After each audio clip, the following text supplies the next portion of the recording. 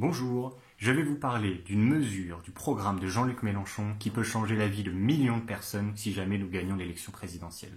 Cette mesure, c'est le blocage à la baisse du prix des loyers. Vous savez, pour les Français, c'est de plus en plus difficile de payer son loyer parce que les prix augmentent. C'est le cas dans les grandes métropoles, mais c'est aussi de plus en plus le cas dans les zones touristiques. Cette augmentation des prix, elle a évidemment une conséquence sur notre pouvoir d'achat, mais elle fait aussi basculer dans la pauvreté des millions d'entre nous.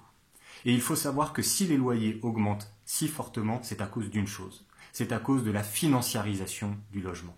Il y a des personnes qui sont déjà très riches, qui accèdent facilement au crédit et qui peuvent acheter de plus en plus de biens immobiliers. Elles achètent des biens immobiliers, elles les revendent, elles font des plus-values et elles tirent à la hausse le prix des loyers en conséquence. Ce phénomène de financiarisation, il profite vraiment à une minorité de personnes. L'INSEE nous a appris récemment que dans toute la population, il y avait 3,5% des personnes qui étaient multipropriétaires et qui détenaient 50% des logements mis en location. C'est cette minorité qui se gave grâce à l'augmentation du prix des loyers. Il faut donc en réponse une mesure forte, c'est ce que propose Jean-Luc Mélenchon, une mesure anti-spéculation, une mesure pour protéger le pouvoir d'achat des Français. Et bien cette mesure, c'est le blocage à la baisse du prix des loyers.